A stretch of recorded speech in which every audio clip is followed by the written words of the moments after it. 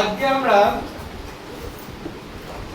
আচার্য প্রফুল্লচন্দ্র রায় প্রতিভা অন্বেষণের যে পরীক্ষা তোমাদের হবে চতুর্থ শ্রেণীর নমুনা প্রশ্নপত্র 2 সেটার অঙ্কগুলো সলভ করবো। হ্যাঁ, দেখি চলো বলছে। প্রথম কোশ্চেন, 5234 সংখ্যাটির অঙ্কগুলির স্থানীয় মানগুলির যোগফল। অঙ্কগুলির স্থানীয় মান, তাহলে 5 এর যে অঙ্ক, চারটা অঙ্ক পাচ্ছি। 5 এর কি হবে 5000, 2 এর কি হবে 200। তাহলে স্থানীয় মান বার করার নিয়মটা কি বলেছিলাম? একের একক, দশক, শতক আর হাজার দেখে নিতে হয়। তাহলে এখানে 5000, 200, এটা 30 আর 4, এটা 30 আর 4, এটা যোগফল। তুমি যোগফলটা ওইটাই পাবে, এই সংখ্যাটাই পাবে।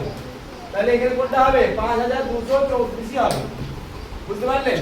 এটা খুব একটা মানে বোকা বানানোর জন্য অঙ্ক দেওয়া হয়েছে, কিছুই না।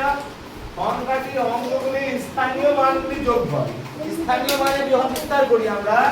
স্থানীয় মানে বিস্তার করলে এই সংখ্যাগুলোর জন্য 5 এর জন্য 5000 পাবো, 2 এর জন্য 200 পাবো, 3 এর জন্য 30 পাবো, 4 এর জন্য 4 পাবো। সেই জন্য কত হয়ে যাবে? ওই সংখ্যাটাই দাঁড়িয়ে যাবে যোগ করলে। দেখো 4 অঙ্কের বৃহত্তম সংখ্যা, 4 অঙ্কের বৃহত্তম সংখ্যা কি জানি আমরা? 4টা 9। তাহলে তার সঙ্গে কি বলছে? 1 অঙ্কের ক্ষুদ্রতম সংখ্যা। তাহলে 1 অঙ্কের ক্ষুদ্রতম সংখ্যা আমরা সংখ্যাটা লিখতে হতো, যাই হোক নেই, যোগ করব। তাহলে 9999 এর সঙ্গে 1 যোগ কত হবে? 9999 যোগ করে দেখো কত হচ্ছে? 10000 হবে। 10000 এখানে আছে, কোনো অপশনে নেই, কোনটি নয় উত্তর হবে। বুঝা গেছে? তারপর দেখো দশমিক 0.90 এর সাথে কত যোগ করলে যোগফল 1 হবে। তার মানে কি? 1 থেকে যদি আমি বিয়োগ করে দিই এই সংখ্যাটা, তাহলে পেয়ে যাব। তাহলে 1 থেকে আমি 0.90 বিয়োগ করব। 0.90 টাকে বিয়োগ করতে হবে। কি হবে করব? 1 এর পরে দশমিক যদি দিই, দুটো শূন্য নিলাম, তাহলে 0 থেকে 0 বিয়োগ 0 হবে। 0 থেকে 9 বিয়োগ করা যায় না। তাহলে কি করব? এখানে 1 কেটে এই 0 তে 10 যোগ হবে না। 10 থেকে 9 1 হলো, দশমিক নেমে গেল। এখানে 0 থেকে 0 কিছুই হবে না। তাহলে আমার উত্তর হচ্ছে 0.10। এই কোশ্চেন কিন্তু খুব পড়বেন, 0.10। এই ধরনের কোশ্চেন কিন্তু খুবই পড়বেন, সেটা দেখতে পারো এবং ভালো করে দেখো। গুণ্য গুণক পরস্পর স্থান পরিবর্তন করলে গুণফল, আগের নমুনা প্রশ্নপত্র 1 ছিল এটা, যে এটা একই থাকে। গুণ্য গুণক আবার বলে দিই, ধরো 8 আর 4, এটা গুণ করছি। 8 আর 4 যদি গুণ করি, ঠিক আছে, তাহলে 32 পাই গুণফল। 8 হচ্ছে গুণ্য আর 4 হচ্ছে কি গুণক। তাহলে এদের দুজনের গুণ হলে গুণফল পাওয়া যায়। এইবার দেখো যদি আমরা এটাকে কি করি, যে উল্টে দিলাম, যে আমি 4 8 এর জায়গায় 4 লিখলাম, 4 এর জায়গায় 8 লিখলাম, তাহলে এখন যেটা হয়ে গেল, এটা গুণ হয়ে গেল, এটা গুণক হয়ে গেল। দেখো গুণফল আমার সেই 32ই পাবো। বুঝতে পারছি? গুণফল 32ই পাবো। তাহলে কোনো পরিবর্তন হয় না বা একই থাকে। 4 এর জায়গায় উত্তর হয়ে গেল ক। এবার দেখো 10টি ডিমের 3 এর 4 অংশ পচে গেল, কতগুলি ডিম ভালো রইল। এই ধরনের অঙ্ক কিন্তু খুব পড়ছি। কিভাবে পড়বো? 10টি যে আছে, 10 সংখ্যাটাকে লিখছি আমরা। এইবার তাকে 3 এর 4 দিয়ে যতগুলো পচে গেল কত? 3 এর 4 অংশ, সরি 3 এর 10 অংশ। তো 3 এর 10 অংশ যদি পচে যায়, 3 এর 10 দিয়ে গুণ করব, ঠিক আছে? তাহলে গুণ করলে এটা হবে 10 এর নিচে কিছু মানে 1 আছে। এবার তাহলে 10 3 30, 30 কে 10 দিয়ে ভাগ, তার মানে এটা আপনি এইভাবে বুঝতে পারো। তুমি 3 পাবেন, কারণ 3টে পচে গেছে। 10টা থেকে 3টে পচে গেছে, পড়ে রইবে কয়টা? বিয়োগ করে দাও, 7টা পড়ে থাকবে। এই একটা ভাবে ভাবতে পারি, অথবা ভাবতে পারি যে 10টাতে 3টে পচে গেছে। এখানে কি বলেছে? 3 এর 10 অংশ পচে গেছে, তাহলে 10টাতে 3টে পচে গেছে। ধরো 10টা ডিম আছে, আমি ছবি এঁকে দেখাই। ছবি এঁকে দেখাই, দেখো 10টা 1 2 3 4 5 6 7 8 9 10 10টা ডিম, 10টা ডিমের মধ্যে 3টে ডিম পচে গেছে, 10টাতে 10 ভাগের 3 ভাগ পচে গেছে, তাহলে 1 2 3 পচে গেছে। পড়ে রইল কয়টা? একটা, দুটো, তিনটে, চারটা, পাঁচটা, ছটা, সাতটা, তাহলে 7 ইউজ করে এখান থেকেও তুমি বার করতে পারো। ঠিক আছে, এই অঙ্কগুলো কিন্তু খুব পড়ছে তোমাদের জন্য, খুব ইম্পর্টেন্ট অঙ্ক এগুলো।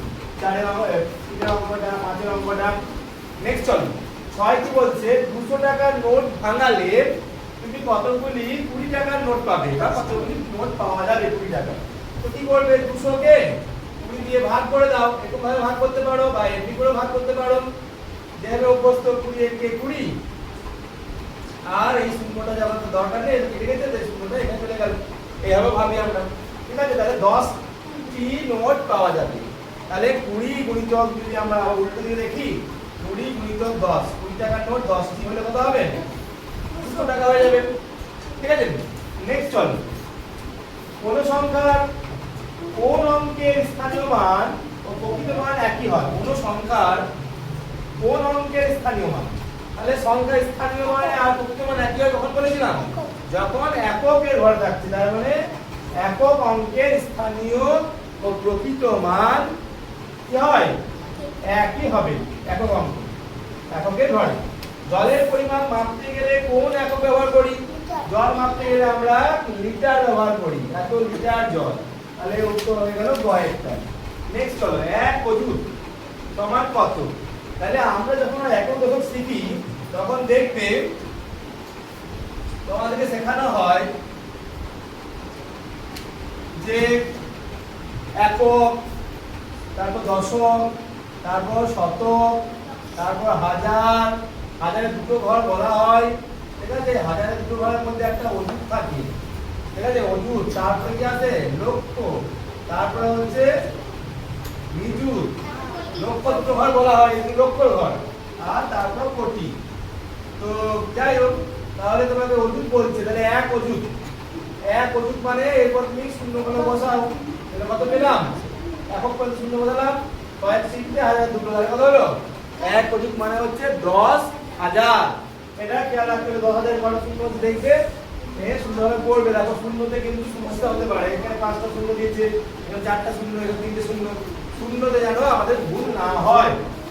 10-এ দেখো 24 ঘন্টার ঘড়িতে 16টা 20 বাজলে, এখানে দুটো বিষয়, একটা বিষয় থাকবে।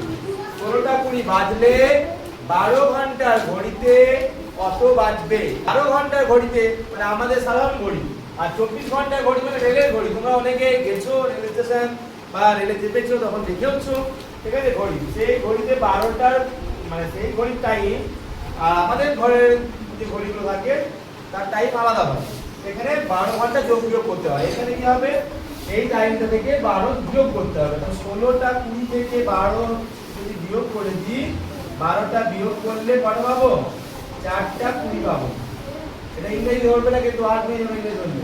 4টা 20, তাহলে 4 ঘন্টা 20 মিনিট বা 4টা 20, এই দেখো এখানে হবে। এগুলো তো সব একটা করে বিসর্গ বা দুটো ফুল স্টপ থাকবে, চুক্তি থাকবে।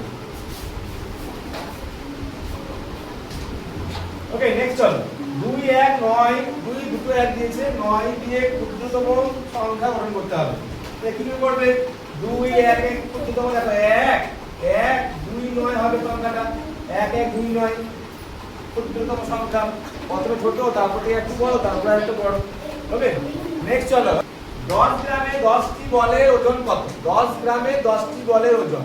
তাহলে 1 গ্রামের মানে 10 গ্রামে 10টি বল গুণ করবে, এটা সহজ ছিল।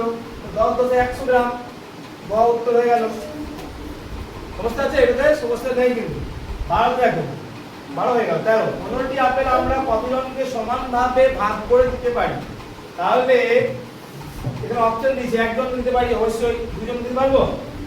ভাগ করে মানে কেটে দিয়ে যাবে না, আমি অর্ধেক করে দিতে না, গোটা করে দিতে হবে। তাহলে 2 দিয়ে হবে না, এই অপশনটা ভুল হয়ে গেল। দেখো একজনকে দিতে পারি আমি 15টাই দিয়ে দিলাম, হতে পারে। 3 জনকে দিতে পারি 5টা 5টা করে, এটা হতে পারে। 5 জনকে 3টে 3টে করে দিতে পারি, এটাও হতে পারে। আর 12 জনকে দেওয়া যাবে? হবে না, এটাও বাদ দিতে হবে। এইবার দেখো এখানে দেখো 1 3 5 15, এটা কিন্তু উত্তর হবে। এখানে একজনকে 15টা দিলাম, ঝামেলা ছুটে গেল। আচ্ছা 3 জনকে আমি 5টা 5 টাকা দিলাম, এটাও হতে পারে। 5 জনকে 3 করে দিলাম হতে পারে, আর 15 জনকে একটা করে দিলাম হতে পারে, তাই না? তাহলে এই উত্তরটা কি হবে? তাহলে উত্তর গ হয়ে গেল। এবার দেখো নেক্সট কোশ্চেন, সবচেয়ে ছোট যৌগিক সংখ্যা। যৌগিক সংখ্যা দেখতে হবে। যৌগিক সংখ্যা আমরা সংখ্যা তো পড়েছি, সংখ্যা কি জানি, ছোটবেলা থেকেই সংখ্যা শিখছি, ছোটবেলা থেকেই সংখ্যা শিখছি। যেমন সংখ্যা 1 শিখেছি, তারপর 2, 3, 4, 5, 6, 7, 8, 9, শূন্য সংখ্যা, শূন্য একটা সংখ্যা, ঠিক আছে? তো এবার দেখো তোমাকে বলছি ছোট যৌগিক সংখ্যা, শূন্য এখানে থাকবে, এখানে আমি লিখলাম, এখানে থাকবে। তো এই জায়গাটা ছেড়েই কাজ করানো হয় আমাকে। তাহলে 1 প্রথমে মৌলিক যৌগিক কোনোটাই নয়, ঠিক আছে? 2 মৌলিক সংখ্যা, 3 মৌলিক সংখ্যা, তারপর 5 মৌলিক সংখ্যা, 7 মৌলিক সংখ্যা। এবার বাদ বাকি যেগুলো পড়ে রয়েছে এখন সেগুলো দেখছি যৌগিক সংখ্যা। এই একটাকে ছেড়ে দাও, তারপরে 4, 6, 8, 9। তাহলে 4 হচ্ছে প্রথম যৌগিক সংখ্যা বা সবচেয়ে ছোট যৌগিক সংখ্যা। কত? এটা হচ্ছে 4। বুঝা গেছে? যদি সবচেয়ে ছোট জোড় যৌগিক সংখ্যা বলতো তাহলেও সেটা কিন্তু 4ই হতো। সবচেয়ে ছোট জোড় মৌলিক সংখ্যা বললে 2 হতো। জোড়ের জায়গায় যুগ্ম ব্যবহার হতে পারে, যুগ্ম, ঠিক আছে? আর অযুগ্ম বিজোড়ের জায়গায় এটা হতে পারে। নেক্সট দেখো, যদি বলতো এক অঙ্কের সবচেয়ে ছোট বিজোড় যৌগিক সংখ্যা, বিজোড় যৌগিক সংখ্যা হচ্ছে 9। বুঝতে পারলাম? নেক্সট চলো, তোমার ক্লাসে 50 জন ছাত্রছাত্রীর গড় বয়স 9 বছর হলে তাদের বয়সের সমষ্টি কত? তাহলে 9 বছর যদি গড় হয়, গড় মানে কি করি আমরা? যখন মোট বার করতে যাই খালি গুণ করে দিই। তাহলে তোমার কাজ হচ্ছে গুণ করে দেওয়া। গুণ কি করে করবে? তোমার কাজ হচ্ছে গুণ করা। তাহলে হচ্ছে 50 গুণিতক 9। এটা গুণ করতে পারবে না? বলো যদি পারবে না হাত তোলো। 5 9 45, তাহলে 450। লেখাটা আমার খারাপ হয়ে গেল, যাই হোক 450। এবার এসো, কোন সংখ্যার এককের ঘরের অঙ্ক যদি 0 বা 5 হয় তবে সংখ্যাটি বিভাজ্য হবে। ধরো আমি 1 আর 0 লিখেছি, 3 বিভাজ্য হবে, 10 দিয়ে হবে, 5 দিয়ে হবে। আমি 2 আর 0 লিখেছি, 3 আর 0 লিখেছি, এগুলো সব 5 আর 10 দিয়ে হবে। কিন্তু আমি যদি 1 আর 5 লিখি 10 দিয়ে হবে? আমি যদি 2 আর 5 লিখি হবে 10 দিয়ে? হবে না, কিন্তু 5 দিয়ে হবে। তাহলে এগুলো এককের ঘরের অঙ্ক এগুলো, ঠিক আছে? তাহলে কোন সংখ্যার এককের ঘরের অঙ্ক যদি 0 বা 5 হয় সংখ্যাটি শুধুমাত্র 5 দিয়ে বিভাজ্য হতে পারে, মানে 10 দিয়ে নাও হতে পারে কেউ। সেই জন্য আমাদের 5টাই উত্তর হবে, 5 দ্বারা। তো নেক্সট পেজে দেখো 17 নম্বর। কোন আলমারিতে 12টি তাক আছে, প্রতিটাকে 12টি করে বই আছে, ঠিক আছে? তাহলে আলমারিতে কতগুলি বই আছে এটা প্রথমেই বলে দেবে। কিভাবে করবে? তাহলে 12 কে 12 দিয়ে গুণ করলে কত হবে? 144। মুখস্থ 12 12 144, তাহলে 144 ঘ উত্তর। নেক্সট দেখো, 6 এর 7 ভগ্নাংশটির হর কত? তো হর তো আমরা জানি নিচের সংখ্যার হর, এটা হর এটা লব, তাহলে এটা হর হবে 7, তাই তো? সহজ উত্তর কত ছিল? কোন একটা সংখ্যা থেকে 234 বিয়োগ করলে 4 অঙ্কের ক্ষুদ্রতম সংখ্যা পাওয়া যায়। তো 4 অঙ্কের ক্ষুদ্রতম সংখ্যা কত? 4 অঙ্কের ক্ষুদ্রতম সংখ্যা 1000। ওকে, এবার বলছে 234 থেকে কোন অঙ্ক থেকে বিয়োগ করি, তার মানে যদি 300 যোগ করে দিই তাহলে আমি সেই সংখ্যাটা পাবো। তাহলে 1234 বা 1234 এর থেকে যদি 234 বিয়োগ করে দিই তাহলে 1000 পাবো, 4 অঙ্কের ক্ষুদ্রতম সংখ্যা পেয়ে যাব। নেক্সট এবং লাস্ট অঙ্ক যেটা রয়েছে, 6 ঘন্টা সমান কত মিনিট? 6 ঘন্টা সমান কত মিনিট? 1 ঘন্টা সমান হচ্ছে 60 মিনিট। 6 ঘন্টা সমান 6 6 36 শূন্য, মানে 360 মিনিট। তাহলে 360 মিনিট হয়ে গেল, বুঝে গেছেন? বাস হয়ে গেল। এবার তাহলে আমাদের 20টা অঙ্ক আমরা দেখে নিলাম। পরের দিন আমরা ইংরেজিটাকে দেখে নেবো, ঠিক আছে? ইংরেজিটা আমরা পরের দিন দেখবো। চলো আজকে এই পর্যন্ত থাক, পরের দিন আবার দেখা হবে। ওকে, টাটা।